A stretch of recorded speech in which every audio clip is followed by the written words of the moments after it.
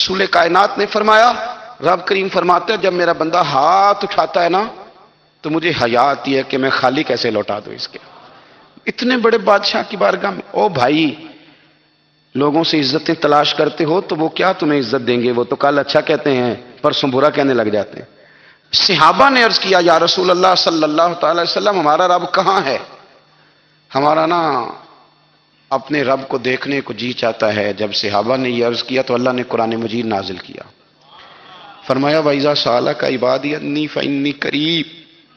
महबूब, जब मेरे बंदे आपकी बारगाह में आके मेरे बारे में पूछे ना तो उनसे कह देना मैं उनके करीब ही हूं, करीब ही हूं। दलील क्या है? भाई इजादान, ये जब भी मुझसे दुआ मांगेंगे मैं इनकी दुआओं को कबूल फरमाऊंगा। मैं इनके करीब हूं, मैं इनके करीब हूं। ये जब भी दुआ मांगेंगे ना मैं कबूल करूंगा, मैं इनके करीब हूं। अल्लाह तबारक व तआला के बंदे अल्लाह से मोहब्बत करते, रब की बारगाह में झुकते, उसको अपने दुख सुनाते, उसके प्यारे महबूब सल्लल्लाहु तआला अलैहि वसल्लम का वसीला लेके उसके हुजूर हाजिर हो जाते। जब आपकी तवज्जो अल्लाह की जानी, मेरे नबी पाक सल्लल्लाहु तआला अलैहि वसल्लम ने फरमाया, हर चीज अपने रब से मांग, हर चीज मांग, हर चीज मांग। या रसूलल्लाह क्या कुछ? मेरे महबूब ने फरमाया, तेरे घर में नमक भी खत्म हो जाए तो वो भी अपने रब से मांगा कर। तू मांगना, वो तुझे देगा। तो उसकी बारगाह में कशकोले तलब दराज तो करना। और तिरमिजी शरीफ में अजीब लफ्ज हैं, रसूल कायनात ने फरमाया, रब करीम फरमाते हैं जब मेरा बंदा हाथ उठाता है ना तो मुझे हया आती है कि मैं खाली कैसे लौटा दूं इसके। इतने बड़े बादशाह की बारगाह में, ओ भाई, लोगों से इज्जतें तलाश करते हो तो वो क्या तुम्हें इज्जत देंगे? वो तो कल अच्छा कहते हैं, परसों बुरा कहने लग जाते हैं।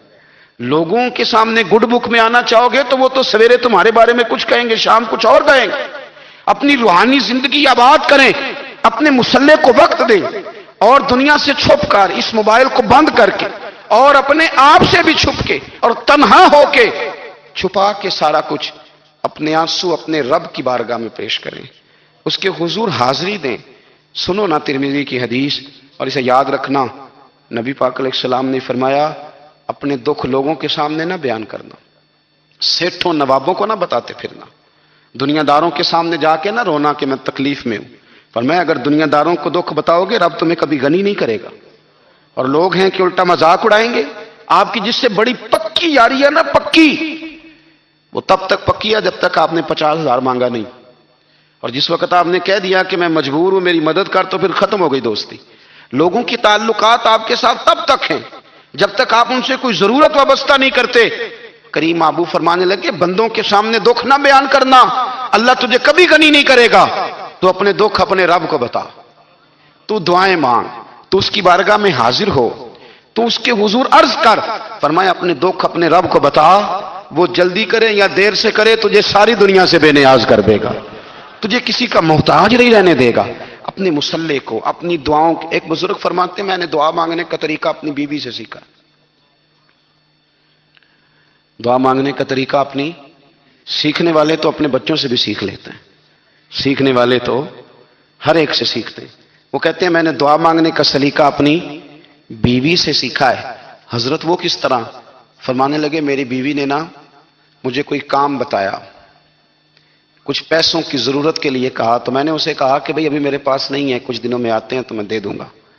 औरतों की आदत होती है, वो बार बार याद कराती हैं। 2-4 दिनों के बाद फिर उसने कहा, हजरत वो मैंने कहा था कुछ पैसे, मैंने उससे कहा कि अभी मेरे पास नहीं है, कुछ दिनों में मिलते हैं तो मैं तुम्हें दे दूंगा। उसने कुछ दिनों के बाद फिर कहा, हुजूर वो मैंने कुछ पैसे कहे थे। फरमाते मैंने डांट दिया, मैंने कहा कि क्या तू रोज मुझे शर्मिंदा करती है, कहा ना मेरे पास नहीं है, होंगे तो दे दूंगा, तू रोज याद कराती है। फरमाते उसने पहले तो मेरी डांट को सहा, फिर मेरे सख्त जुमलों ने उसकी आंखों में आंसू पैदा कर दिए, फिर उसने अपने आंचल में अपने उस दुख को समेटा और फिर उसने एक जुमला कहा तो मैं रो पड़ा और मुझे अपने रब से मांगने का तरीका आ गया। मुझे कहने लगी, हजरत जी आपने डांट दिया, मैंने सह लिया, पर आप ही मेरे शौहर हैं, बताएं ना, आपसे ना कहूं तो मैं किस से जाके कहूं। फरमाते हैं मैं रो पड़ा और मैं खुल के रोया और मैं तड़प के रोया और फिर मेरी सिसकियां बंद गईं। तो मुझे कहने लगी आपको क्या हुआ? मैंने कहा मुझे भी दुआ मांगनी आ गई है। जब मैं उसे कहूंगा ना अल्लाह تو ہی میرا رب ہے، میں تجھ سے نہ کہوں تو میں کس سے جا کے کہوں؟ میں کیوں کسی بندے سے سوال کروں؟ میں کیوں کسی دنیا دار سے کہوں؟ میں تیرے بندوں کا، نیک بندوں کا وسیلہ لے کے، تیرے محبوب کی غلامی لے کے تیری بارگاہ میں آیا، تجھ سے نہ مانگوں تو کس سے مانگوں؟ سمجھ آ گئی ہے؟ جب میں اس رنگ میں مانگوں گا تو میرا رب میرے اوپر بڑا ہی فضل فرمائے گا، وہ میرے اوپر بڑی رحمت کرے گا، وہ میرے لیے آسانیاں کرے گا۔ عزیز دوستو، ہم اس طرح کرنے لگ گئے ہیں کہ ہم نے نا اپنے تعلقات پر اعتماد کرنا شروع کر دیا ہے۔ میرے تعلقات بہت ہیں، ہم نے اپنی دولت پر اعتماد کرنا شروع کر دیا ہے، میرے پاس دولت بہت ہے، ہم نے اپنے علم پر، اپنی شہرت پر اعتماد کرنا شروع کر دیا ہے کہ میرے پاس فلاں چیز بہت ہے۔ یاد رکھنا، جب بے نیاز اپنی صفت بے نیازی دکھاتا ہے تو بڑی بڑی دولتوں والے مجبور نظر آتے ہیں۔ بھائیو، جب انسان کا رشتہ اپنے مالک کے ساتھ ہوتا ہے پھر تو غم بھی کچھ نہیں کہتے، پریشانیاں بھی کچھ نہیں کہتی، پھر تو زندگی صبر والی، پھر تو زندگی توکل والی، پھر تو زندگی بھروسے والی، پھر انسان اپنے آپ کو رسوا نہیں کرتا، دنیا داروں سے امیدیں اس کی ختم ہو جاتی، امیدیں اللہ رسول سے لگا لیتا ہے، مضبوط ہو جاتا ہے، مضبوط، طاقتور ہو جاتا ہے، خوددار ہو جاتا ہے، باوقار باعزت ہو جاتا ہے۔ حضرت بہلول دانا رحمت اللہ علیہ بیٹھے تھے تو ہارون رشید حج کر کے آ رہا تھا، تو رستے میں حضرت شیخ سے ملاقات ہو گئی تو السلام علیکم کے بعد کہنے لگا، حضور کوئی حکم ہو تو بتائیے گا۔ تو حضرت بہلول دانا فرمانے لگے، تیرا رب کون ہے؟ اس نے کہا اللہ۔ تو فرمایا میرا کون ہے؟ کہا اللہ۔ فرمانے لگے تو بڑا ہی بیوقوف ہے، کیا تو یہ سمجھتا ہے کہ رب ہارون رشید کو تو دے گا اور بہلول دانا کو بھول جائے گا؟ تیرا بھی وہی رب ہے، میرا بھی وہی رب ہے، اس نے اگر تجھے دے کے آزمایا ہے تو ہو سکتا ہے مجھے نہ دے کے آزما رہا ہو، جب اس کی حکمت کے تقاضے ہوں گے تو عطا کرے گا اور دے گا، تو جا اپنا کام کر۔ بھائی، اپنی روحانی زندگی، اپنی عبادات، اپنے وظائف، اپنے روزمرہ کے معاملات، اپنی دعائیں، اپنا استغفار، دیکھو کوئی مشکل کام تو نہیں، 2 رکوع ہیں سورہ واقعہ کی، اگر رات کو پڑھ لی جائے تو۔ میں کس طرح یہ بات بیان کروں کہ تعویذ بانٹنا آسان ہے اور وظیفہ بتانا مشکل ہے؟ سارا دن تعویذ بانٹیں تو لوگ لینے کو تیار ہیں، اور اگر آپ وظیفہ بتائیں تو کہتے ہیں تو مشکل کام ہے۔ او خدا کے بندے، اگر آپ کا تعلق قرآن پاک کے ساتھ مضبوط ہو، قرآن پاک کے ساتھ اگر آپ کا رشتہ ہو، لوگ سفارشیں ڈھونڈتے ہیں نا دنیا میں، کوئی تعلق مل جائے تو میرا کام ہو جائے، دنیا میں اتنا مشکل معاملہ ہے، آخرت میں مجھے بتائیے گا کتنا مشکل معاملہ ہوگا۔ میرے نبی پاک صلی اللہ تعالی علیہ وسلم نے فرمایا، جو لوگ سورہ ملک پڑھا کرتے تھے نا، سورہ ملک، یہ سورت ملک قیامت میں ان کی سفارش کرے گی، اور اس طرح کرے گی کہ کہے گی اے اللہ یہاں اس بندے کو جنت میں داخل کر دے یا مجھے قرآن پاک سے علیحدہ کر دے، تو رب فرمائے گا جا اس کا دامن تھام کے اسے جنت تک پہنچایا۔ آپ بات کو سمجھیں، جب آپ کے تعلقات اپنے معاملات کے ساتھ مضبوط ہوں گے، یہ نبی کریم نے وعدہ کیا ہے کہ تو سورت واقعہ پڑھ، تیرے گھر میں فاقہ نہیں آئے گا۔ حضرت عبداللہ ابن مسعود رضی اللہ تعالیٰ عنہ بیمار تھے تو حضرت عثمان غنی رضی اللہ تعالیٰ عنہ تیمارداری کے لیے تشریف لے گئے اور جا کر کے کہا کہ آپ بڑے بیمار ہیں، آپ کی بیٹیاں زیادہ ہیں، میں چاہتا ہوں کہ خزانے میں سے کچھ مدد کروں۔ تو سیدنا عبداللہ ابن مسعود رضی اللہ تعالیٰ عنہ اٹھ کے بیٹھ گئے اور کہنے لگے، امیر المومنین، اللہ آپ کو میری طرف سے، میری بیٹیوں کی طرف سے بہتر صلہ دے، میری بیٹیوں کو کسی خزانے کی ضرورت نہیں، میں نے انہیں خزانہ دے دیا ہے۔ کہا جناب آپ نے کون سا خزانہ دیا ہے، میں آپ کے مالی معاملات کو جانتا ہوں۔ تو فرمانے لگے، امیر المومنین، میرے نبی کریم نے فرمایا ہے جو سورت واقعہ پڑھے اسے کبھی فاقہ نہیں آتا، میں نے بیٹیوں کو یاد کرا دی ہے، یہ خزانہ میں نے انہیں دے دیا ہے۔ وہ سارے والدین سنیں جو بیٹیوں کے لیے پریشان رہتے ہیں، حضرت عبداللہ ابن مسعود نصیحت کر رہے ہیں، فرمانے لگے میں نے سورت واقعہ یاد بھی کرا دی ہے، پڑھنے کی عادت بھی ڈال دی ہے، حضور نے فرمایا ہے جو سورت واقعہ پڑھے اسے فاقہ نہیں آتا۔ کہنے لگے چاند تو اپنی جگہ چھوڑ سکتا ہے، سورج گر سکتا ہے، تارے ٹوٹ سکتے ہیں، پر مدینے والے رسول کی بات غلط نہیں ہو سکتی۔ حضور نے فرمایا فاقہ نہیں آئے گا تو انشاءاللہ کبھی بھی نہیں آئے گا۔ کرنے کا کام یہ ہے کہ ہم اپنے معاملات، اپنی عبادات، اپنی دعائیں، کبھی 10 منٹ عادت ہو جائے نا دعا مانگنے کی علیحدہ سے رات کو، حضور نے فرمایا جو فرض نماز کے بعد دعا مانگے اللہ اس کی قبول کر لیتا ہے۔ نبی پاک صلی اللہ تعالی علیہ وسلم نے فرمایا اللہ مسافر کی دعا قبول فرماتا ہے۔ حضور نے فرمایا اللہ مظلوم کی دعا قبول فرماتا ہے۔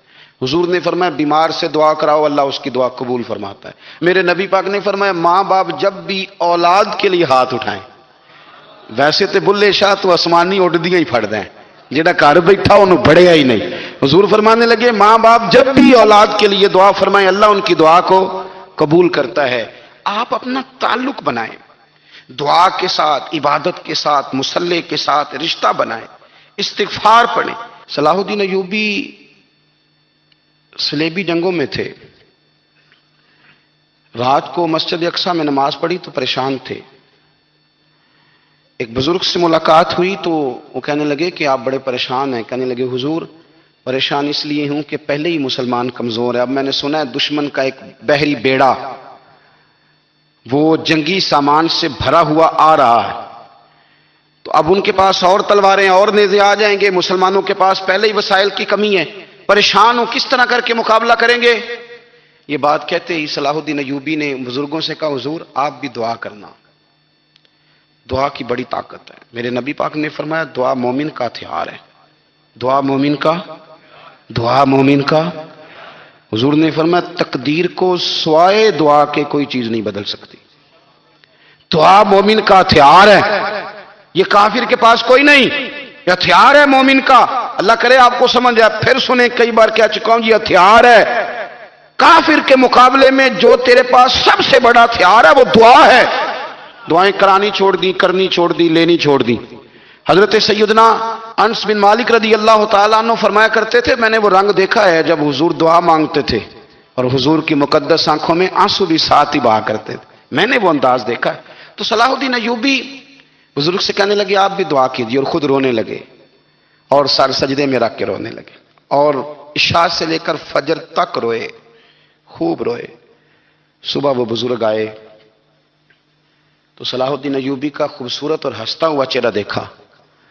कहने लगे आप बड़े खुश हैं, रात तो मैंने बड़े रोते हुए देखा था। तो कहने लगे हुजूर वो जो बहरी बेड़ा आ रहा था ना वो पानी में डूब गया है, अब वो नहीं आ रहा, अभी खबर आई है तो मैं बड़ा खुश हूं।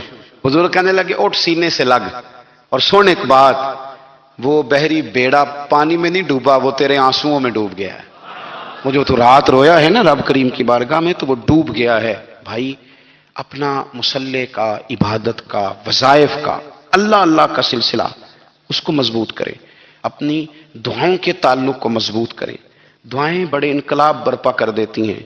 हम थोड़े थोड़े ना जब से खुश्क हुए हैं ना, खुश्क, और मेरी तो जमात ही सूफिया की जमात थी, हम तो दाता अली अजमेरी की जमात से, हम तो ख्वाजा अजमेरी की जमात से, हम तो शेख अहमद फारूक सरहंदी की जमात से, हम तो सूफिया की जमात। हमारी जमात ने भी वो ताल्लुक जो हमारे बुजुर्गों ने बनाया, बुजुर्ग अल्लाह के करीब कैसे जाता है। तो हमारे यहाँ ना बहुत सारे लोग कहते हैं जी नजर हो गई तो काम हो गया। भाई जो बुखारी मुस्लिम में तरीका है ना अल्लाह का कुर्ब पाने का वो तो नफल है। नबी करीम अलैहिस्सलाम ने फरमाया बंदा नफलों के जरिए रब के करीब जाता है और इतना करीब जाता है कि फिर अल्लाह उसकी जुबान बन जाता है, अल्लाह उसकी आंखें बन जाता है, कान बन जाता है, हाथ और पैर बन जाता है। तो ये तो इबादत है, ये तो अल्लाह की बारगाह की हाजिरी है जो आपको अल्लाह के करीब करेगी।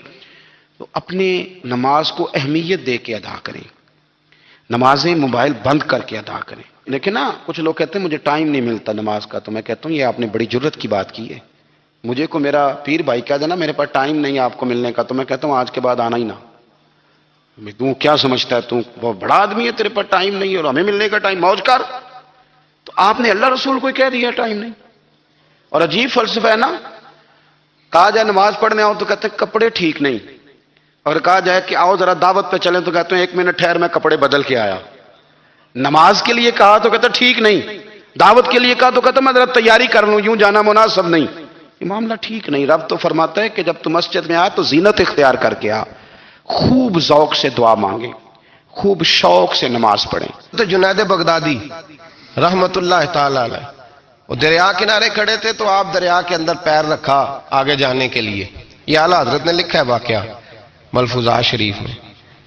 दरिया पार करने के लिए पैर रखा तो एक शख्स कहने लगा हुजूर मुझे भी साथ ले लें। आपने फरमाया मैं दरिया पार करूंगा तो इस तरह करना, मेरा कुर्ता पकड़ ले और या जुनैद कहना शुरू कर दे।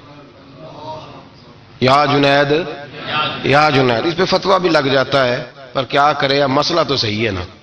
तो पैर मेरा पीछे से कुर्ता पकड़ ले और या जुनैद कह, वो कहता है पैर रखा ना हजरत ने पानी में तो मैं भी पीछे। तो हजरत जुनैद बगदादी क्या कहते हैं, या रहमानु या अल्लाह, या रहमानु या अल्लाह। वो खुद ये पढ़ रहे हैं और मुझे लगाया या जुनैद पे। کہتے ہیں دریا میں وہ بھی چلنے لگے تو میں بھی، یوں لگا جیسے پکے فرش پہ چل رہے ہیں۔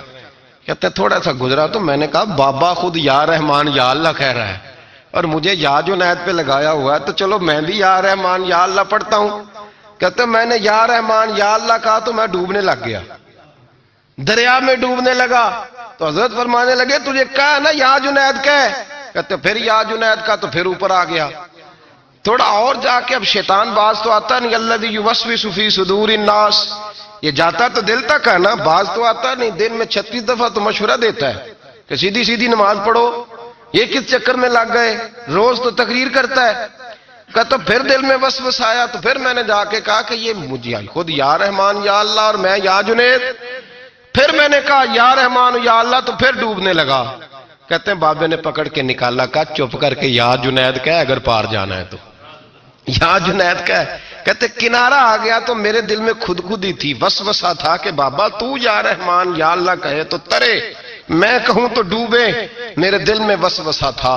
اللہ والے ادھار تو رکھتے ہی نہیں نا، جو بات دل میں آتی ہے وہ بیان پہلے کر دیتے ہیں، ادھار تو ہے ہی نہیں ان کے ہاں، وہ تو کہتے ہیں تجھے بولنے کی گنجائش ہی نہیں دیں گے، تیرے سوال دل میں ہوگا جواب ہماری زبان پہ ہوگا، یہ تو چکر ہی نہیں نا، بالکل کوئی کھاتا ہی نہیں۔ رب کریم کا بندہ تو بات ہی وہ کرتا ہے جو کو دل میں لے کے آتا ہے۔ فرماتے ہیں جیسے ہی میرے دل میں یہ وسوسہ تھا، حضرت جنید بغدادی رحمت اللہ تعالی علیہ باہر نکل گئے تو پلٹ کے میری طرف دیکھا اور مسکرا کے فرمانے لگے بیٹا جنید تک تو پہنچ لے، اللہ تو ابھی بڑی دور ہے، ابھی جنید تک تو پہنچ جا، ابھی تو جنید تک نہیں پہنچا، ابھی تو میرے تک تو پہنچ جا، اللہ تو ابھی بڑی دور ہے، تو ڈائریکٹ ہی وہاں تک جانے لگا ہے، شروع تو ہو ابھی۔ تو یہاں لوگ سیدھا جا کے کہتے ہیں زیارت کرنی ہے۔ مجھے ایک صاحب کہنے لگے جی میں نے ایک پیر صاحب کے بارے میں سنا ہے ان کی بیعت ہوتے ہی بندے کو نبی پاک کا دیدار ہو جاتا ہے۔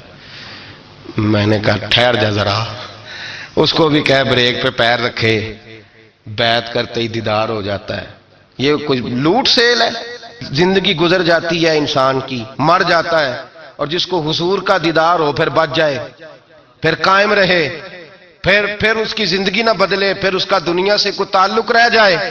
یہ پوچھ ابو بکر صدیق سے جنہیں دیدار ہوا تھا، جب دیدار ہوا تو یار رہا ہے، باقی کوئی شے بھی نہیں رہی، پھر محبوب رہے اور کچھ بھی نہیں بچتا۔ تو وہ کس طرح کا ہے جو دیدار بھی کراتا ہے اور پھر کہتا جاؤ دکان بھی کھول لو جا کے، یہ کیسی بات ہے؟ وہ ایک منزل ہے، وہ اپنی جگہ پہ آ کے آتی ہے، اور یہی بہتر ہے کہ پردوں میں وہ پردہ پوش رہے، وہ اگر پردے اٹھا دے تو کسے ہوش رہے، پھر مشکل ہو جاتا ہے معاملہ، مشکل ہو جاتا ہے۔ تو بھائی یاد رکھیں، قربانی دینا سیکھیں، اثار کرنا سیکھیں اور صفر سے شروع کریں۔ زندگی میں ہم لینے کے چکر میں پڑ جاتے ہیں تو نقصان اٹھاتے ہیں۔ عقل کے گھوڑے کم دوڑائیں، محبت کے ساتھ عمل زیادہ کریں، دماغ کا استعمال کم کریں اور عمل زیادہ کریں، زیادہ عمل کریں، ورنہ شیطان تو نماز بھی نہیں پڑھنے دے گا، وہ تو کہے گا کہ جناب چلو ٹھیک ہے اللہ نے معافی کر دینا ہے نا، وہ تو کچھ بھی نہیں کرنے دے گا۔ دماغ کا استعمال کم کریں اور عمل زیادہ کریں، جد و جہد زیادہ کریں، اظہار کریں، قربانی کریں، اپنی زندگی میں کریں، کسی کے لیے کچھ اظہار کریں، کسی کو کچھ دیں۔ یہ جو ہم اولاد کے لیے قربانی دیتے ہیں نا، تو یہ قربانی نہیں ہوتی، یہ لالچ ہوتا ہے، یہ سودا ہے، پتہ ہے آپ کو، یہ سودا ہے۔ ہم بچپن میں ان کی خدمت کریں گے، یہ بڑھاپے میں ہماری خدمت کریں گے، تو یہ تو تجارت ہے، یہ کوئی اصول نہیں۔ میرے بچے بڑے ہو گئے تو مجھے خیر صلاح، یہ تجارت ہے بھائی، یہ تجارت ہے، یہ قربانی نہیں، تو تجارت ہے۔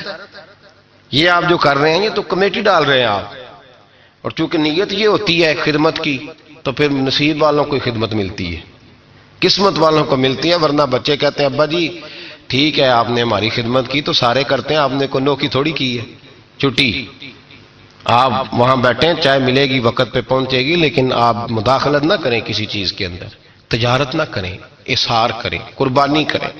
ہمارے صوفیاء یہ کہتے ہیں اولاد سے بھی توقع نہ کرو خدمت کی، نہ توقع کرو، بس یہ کہو کہ میرا رب مجھے بڑھاپے، دیکھیں نا نبی پاک صلی اللہ علیہ وسلم نے دعا مانگی، اے اللہ ارذل العمر ہونے سے بچا، عمر کے اس حصے سے بچا جس میں دوسروں پر انسان بوجھ بن جاتا ہے، دعا مانگ۔